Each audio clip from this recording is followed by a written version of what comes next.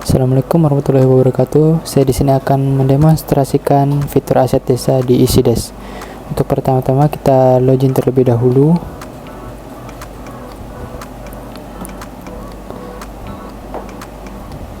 Setelah login, lihat di menu sidebar dan lihat aset desa. Untuk pengisian awal kita masuk ke master asset.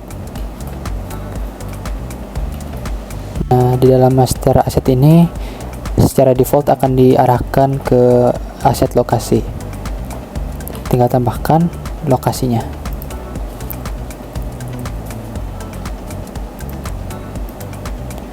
Save. Silakan jika ingin dilihat lokasinya bisa dilihat di sini. Akan diarahkan langsung ke Google Maps. Jika ingin cara lain, maka ambil lokasi saat ini.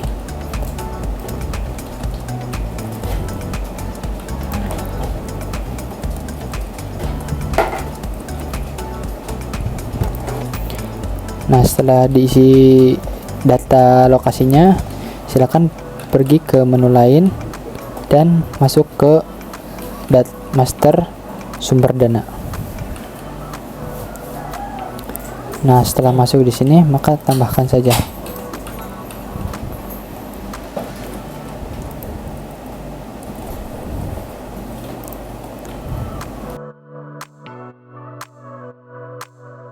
Ini untuk sumber dana. Untuk aset yang selanjutnya yaitu master jenis mutasi. Nah, di sini bisa dibaca catatannya.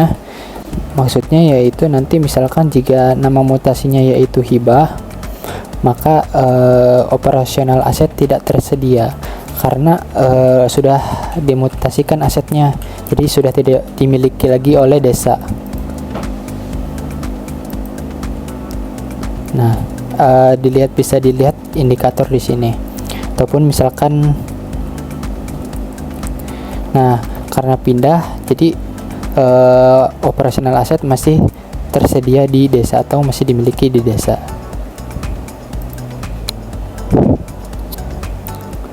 Nah, jadi ada indikatornya. Jika sudah terisi data-data utamanya, silakan pergi ke data aset untuk pengisian aset-aset desa. Silakan tambahkan di sebelah sini. Pilih kategori terlebih dahulu, misalkan peralatan dan mesin.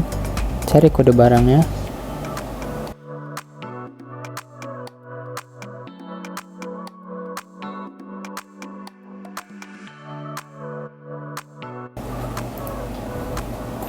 Nah, untuk kategori tanah, silakan cari tanah di sini.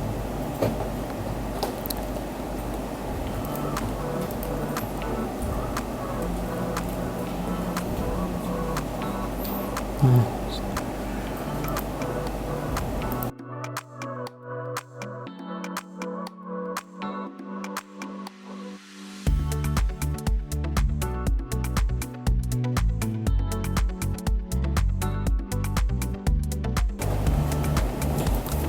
ini sebenarnya foto aset ini opsional, bisa diisi atau tidak, tapi lebih baik diisi. Lokasi menjadikan. Nah, untuk aset tanah diisi luas tanahnya, tapi masa manfaatnya nonaktif karena tanah itu tidak ada masa manfaatnya atau berlaku selamanya. Nah, jika sudah terisi, silakan lihat di sebelah sini ada pilihan ini adalah untuk memfilter aset. Contohnya seperti ini. Nah, jadi misalkan sesuai kategori. Nah, silakan bisa dicek di sini. Dan untuk di sini cetak label ini untuk khusus skip B. Nah, contohnya seperti ini. Silakan pilih asetnya seperti ini. Cetak.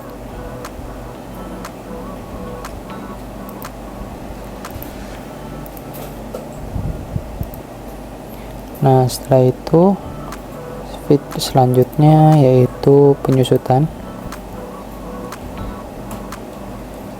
Nah, metode penyusutan ini menggunakan metode garis lurus. Jadi masa manfaatnya dan harga perolehannya nanti akan dihitung dan akan disusutkan hingga nilai sekarang atau nilai bukunya. Nah, jadi ketika asetnya dibeli tanggal sekian dengan harga sekian, maka masa manfaatnya 50 tahun hingga saat ini harganya segini gitu.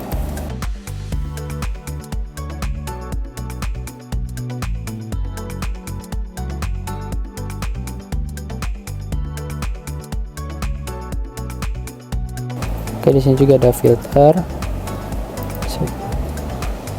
Dan yang selanjutnya yaitu mutasi. Yaitu di sini akan memutasikan aset. Jadi contohnya pilih aset di sini yang ingin dimutasikan, tanggal mutasinya dan jenis mutasinya. Apakah dihibah atau dipindahkan? Misalkan saya ingin dihibahkan karena untuk aset tidak dimiliki lagi oleh desa.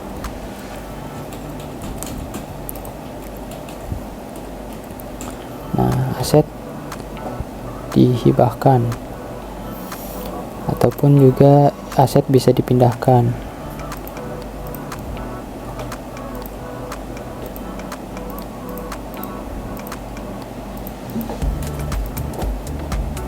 Nah, bisa dilihat di sini aset masih beroperasi atau masih dimiliki desa atau tidak, seperti itu. Selanjutnya fitur pinjaman. Nah, di sini jika ada warga yang ingin meminjam aset desa, maka silakan tambah di sini saja. Nah, bisa diisi di sini nama peminjam, pilih asetnya, pinjam dan tanggal pinjam, foto bukti, save. Dan jika ingin dikembalikan, maka statusnya kembali dan tanggal kembali. Sudah dikembalikan.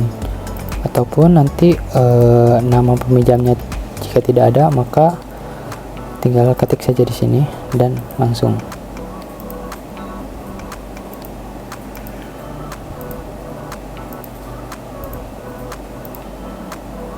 Nah, seperti itu.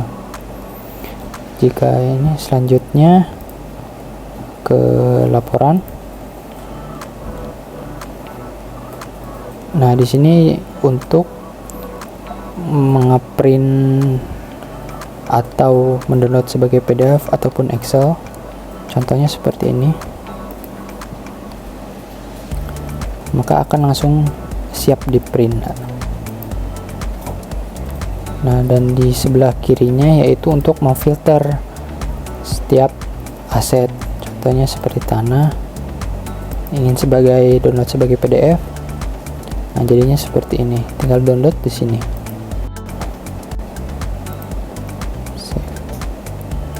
Ataupun nanti di-download sebagai Excel.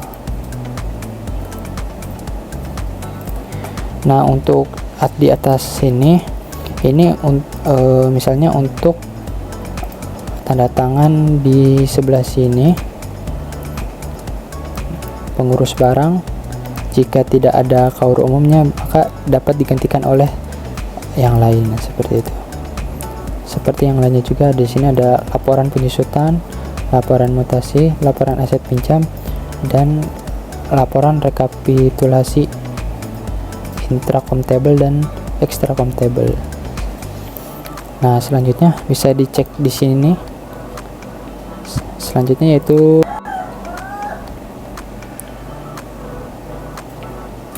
untuk log aktivitas untuk men-tracking user mengisi, menghapus atau mengedit. Bisa kembali ke dashboard. Nah, ini adalah dashboardnya, maka akan menampilkan chart setiap aset dan nilai perolehan dan seperti itu.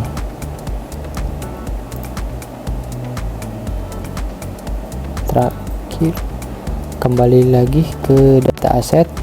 Di sini akan ada indikator sedang dipinjam ataupun sudah dimutasi. Nah, di sini ada foto dan QR code. Dilihat. Nah, seperti ini. QR code ini dapat di-scan menggunakan handphone ataupun di screenshot.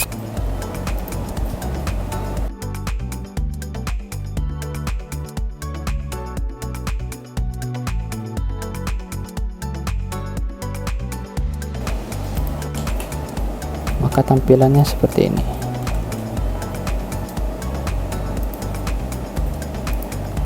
Oke, mungkin cukup sekian, kurang lebihnya mohon maaf. Assalamualaikum warahmatullahi wabarakatuh.